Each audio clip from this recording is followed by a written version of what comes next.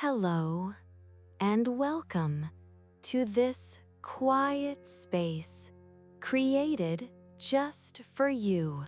Tonight, let us gently set aside the architecture of our thoughts, the lists, the worries, the plans for tomorrow. Let us imagine our mind is not a book to be read, nor a room to be tidied. Instead, let's imagine it as an old, forgotten garden, a secret garden bathed in the soft silver light of twilight that has been waiting patiently for your return. The busy sounds of the day, the demands and the deadlines, the chatter and the noise have all faded away now, replaced by a gentle, profound stillness that holds you safely.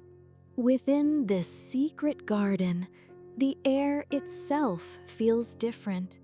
It carries the faint, sweet scent of night-blooming jasmine and damp earth, a fragrance of pure tranquility. The pathways are soft underfoot, and the leaves on the ancient trees seem to whisper secrets of deep, unwavering peace. This garden is your sanctuary, a place where you don't need to be anything or do anything, except simply be. Take a slow, deep, calming breath in and feel the cool, clean air of your garden fill your lungs like a gentle tide, bringing with it a sense of profound calm. And as you exhale, let it all go. Allow your shoulders to drop, releasing a weight you didn't even know you were carrying. Feel a pleasant, soothing heaviness spread through your limbs, your arms, your legs, a comforting weight that gives your body permission to completely and utterly rest. From this place of deep peace, we will turn our gaze to an ancient story, a journey of a man who, like so many of us, looked for answers in the storm and the fire, in the grand gestures and the loud declarations, but found them, unexpectedly, in the stillness. This is the story of the prophet Elijah and the transformative power of sheer silence. Our story begins not in the quiet comfort we feel now, but in the resounding noise of conflict and triumph. It was a time of deep spiritual turmoil in the ancient kingdom of Israel, nearly 3,000 years ago. A prophet, you see, was more than just a fortune teller. They were the conscience of a nation, a voice that spoke difficult truths to powerful people, often at great personal risk. And Elijah was the greatest of them all. He had just stood alone on the wind-swept peak of Mount Carmel, a solitary, defiant figure against hundreds of the prophets of a foreign god, Baal. There, amidst the crushing tension of a waiting, divided nation, he had called down fire from a clear blue sky, a spectacular, undeniable display of divine power that consumed not just his offering, but the very stones of the altar. The crowd, moments before hostile and uncertain, had erupted in a single, deafening roar of affirmation and awe. It was a total victory, a moment of pure, earth-shaking triumph. But such victories, such loud and stunning moments, often come with a dangerous, silent price. The news of this public humiliation and the fate of her prophets reached the ears of the queen Jezebel. She was a formidable ruler, a woman of iron will who had brought the worship of Baal to Israel as a cornerstone of her reign. For her, Elijah's triumph was not a miracle. It was a declaration of war. It was a direct challenge to her authority, her faith, and her power. And her response was swift and deadly cold. A royal messenger found Elijah, his face a mask of indifference, his words sharp as obsidian. "By this time tomorrow," the message said, "you will be as one of them." It was not a threat. It was a royal decree, a promise. And in that moment, Elijah, the man who had faced down an army of opponents, the man who had commanded the very heavens to withhold their rain and then to release it, the man who had just witnessed a miracle of fire, felt a primitive, human chill of pure fear. The thunderous roar of the crowd on Carmel faded into nothing, replaced by the imagined, intimate whisper of an executioner's blade. The warmth of victory turned to the cold sweat of a hunted man. He had won the war in public, but in private, he had lost his peace. And so he ran. He ran for his life, leaving everything behind in an instant. He left the celebration, the adulation of the crowds, the followers who now saw him as a hero. He ran from the place he called home.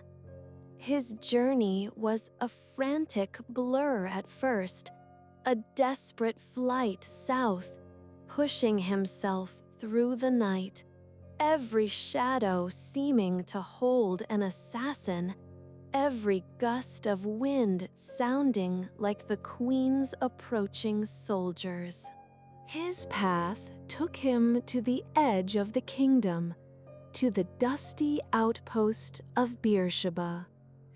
This was the edge of the known world, the last stop before the vast, unforgiving wilderness began. It was a sea of sand and stone that stretched to a shimmering, indifferent horizon.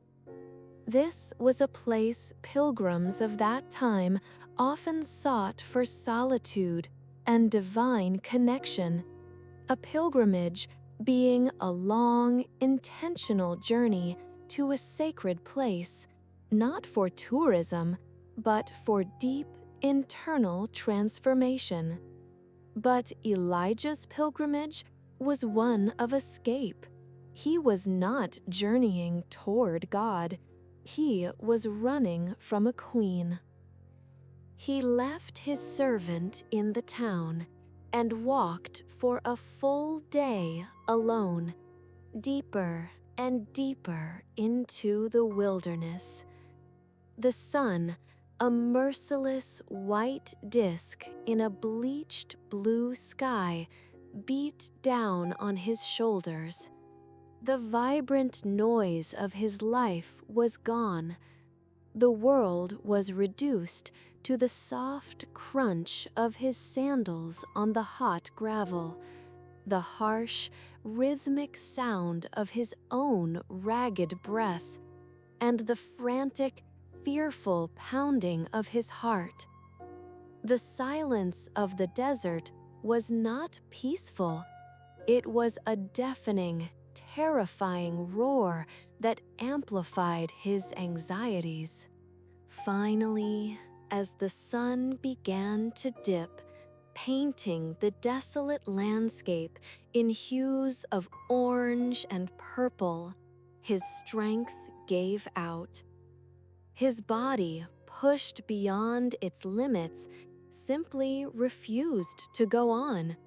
He collapsed under the sparse, skeletal shade of a lone juniper tree, a fragile, twisted refuge in a world of harsh, open light.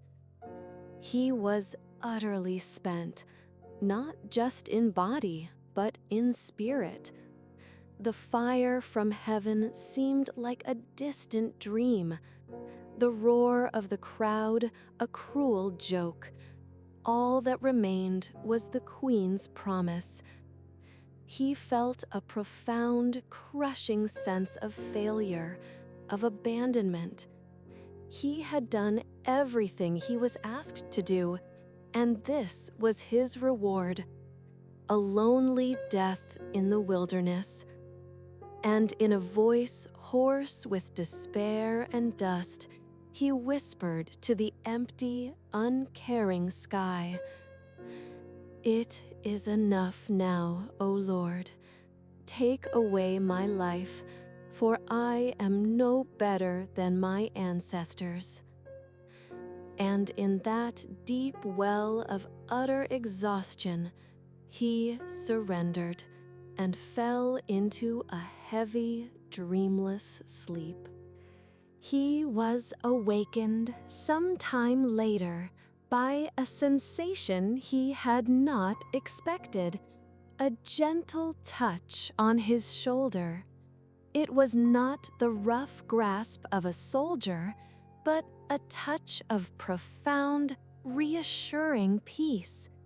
He opened his heavy eyes, and there before him stood a figure, its presence not frightening, but suffused with a soft, otherworldly light. An angel. And there, on the hot stones beside him, was a cake of bread, baked on the embers, still warm, and a jar of cool, clear water. "Arise and eat," a voice said, soft as the desert wind. With great effort, Elijah did so. The simple food, the cool water, felt like a balm to his parched throat and empty stomach. It was a small anchor of life in a sea of despair. But his spirit was still so weary, and he lay down again, the darkness of his thoughts pulling him back under. The angelic visitor touched him a second time, more insistently now.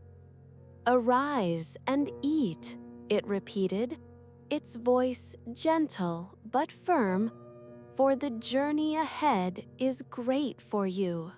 And this time, something shifted.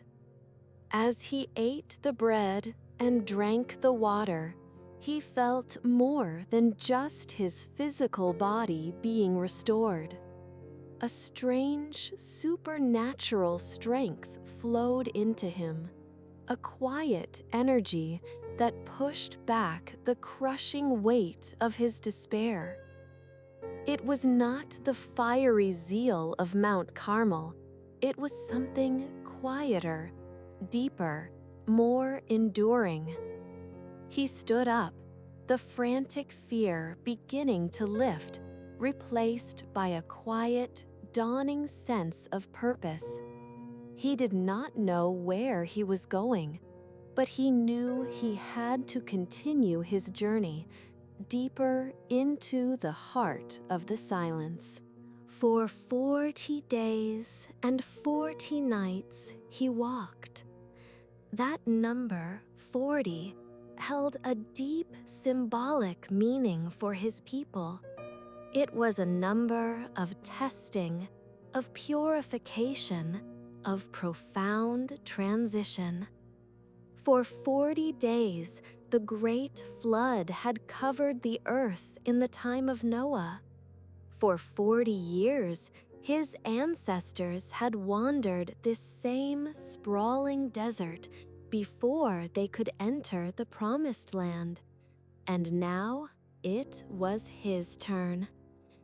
Day after day, he walked under the silent, watchful sun.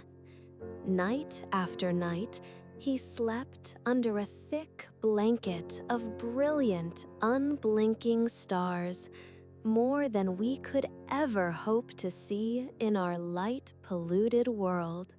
In the first days of his journey, his mind was still a storm of thoughts, replaying the confrontation on the mountain, imagining the queen's fury, filled with self-pity and arguments he wished he had made.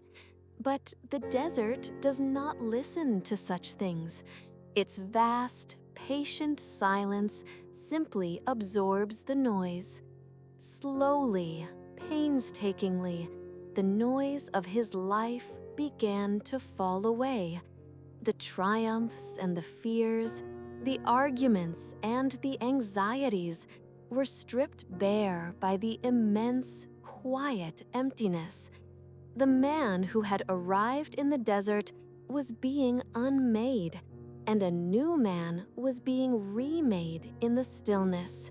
He was no longer running from something.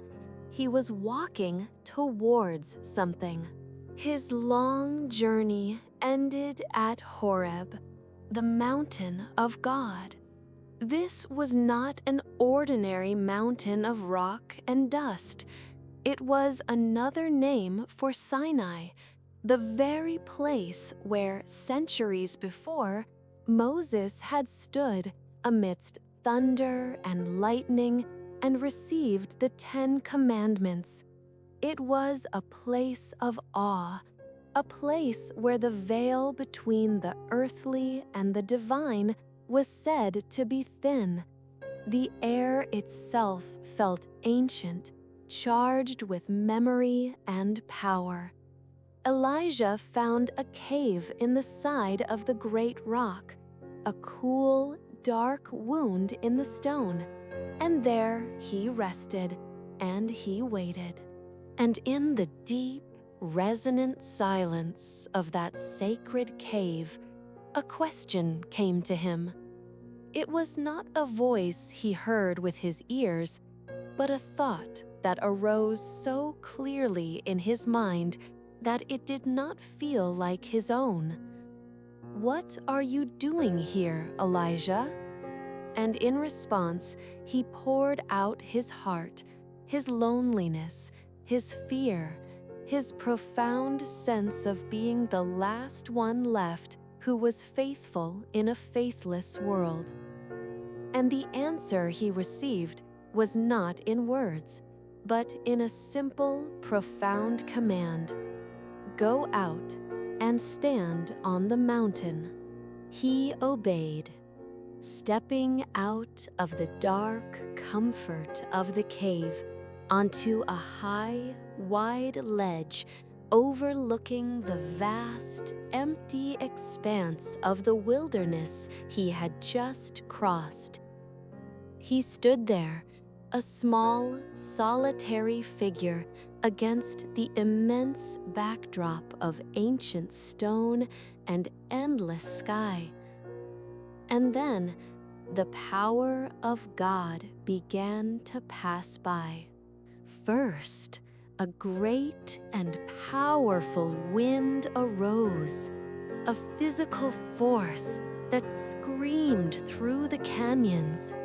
It tore at the mountainsides, splitting the rocks with a sound like 1,000 thunderclaps. A raw, untamed power that spoke of creation and destruction. A force that could reshape the world in a moment.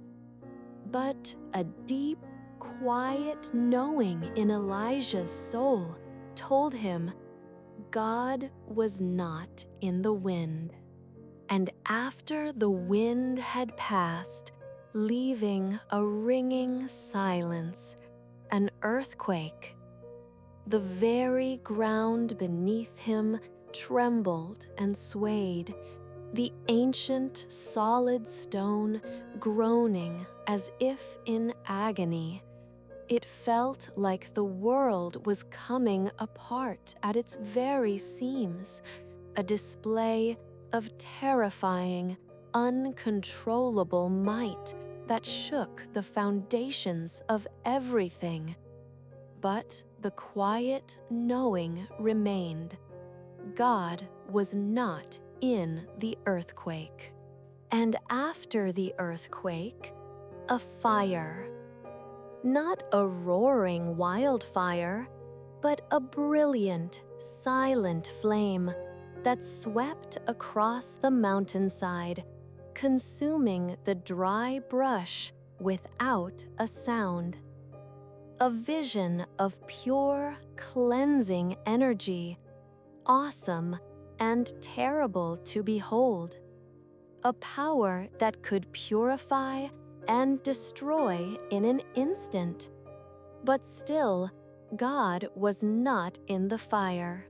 And after the fire, a stillness, a profound, enveloping, and absolute silence. It was not an absence of noise, it was a presence. It was heavier than the stone, deeper than the sky. The ancient texts call it a still, small voice, a sound of sheer, gentle silence.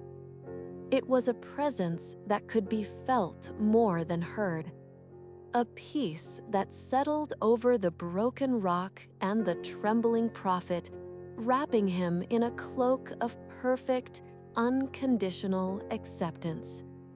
And in that perfect, healing stillness, Elijah knew he had found what he was looking for, not in the noise of triumph, not in the power of the spectacle, but in the quiet, transformative whisper of peace. And so, what does this ancient story from a wind-swept mountain thousands of years ago have to say to us, here, now, as we rest in the quiet of our own space? Our world, too, is filled with noise. We are surrounded by it. The constant howling wind of social media feeds and breaking news. The ground-shaking earthquake of global crises and personal upheavals. The silent, consuming fire of our own urgent ambitions, our anxieties, and our fears. We look for answers in the loud and the spectacular. We chase the grand triumph, and we wonder why, at the end of the day, we feel so tired, so empty, so very far from home. Perhaps, like Elijah, we are simply looking in the wrong places. As a wise man once wrote in the ancient Psalms, "Be still and know." Just that, two simple commands. Be still and know. Not figure it out, not strive harder, not be louder, simply be still. This ancient story whispers to us across the centuries that the most profound things, the deepest truths, the most comforting presence are not found in the storm or the fire. They are found in the stillness that comes after, the quiet moment after a difficult conversation, the peaceful pre-dawn silence of a sleeping home, the deep internal stillness we can choose to cultivate within ourselves, right here, right now. You do not need to call down fire from heaven tonight. You only need to give yourself permission to be still, to listen past the noise of your day, past the echoes of your own thoughts, for the still, small voice of peace that is always, always waiting within you. It is your truest home. It is your deepest nature. May your sleep tonight be as deep and as peaceful as the silence on that holy mountain.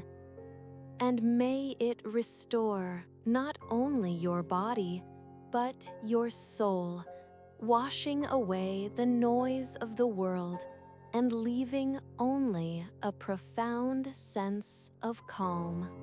Drift now into a deep and wonderfully restorative sleep. You are safe. You are at peace. Rest well.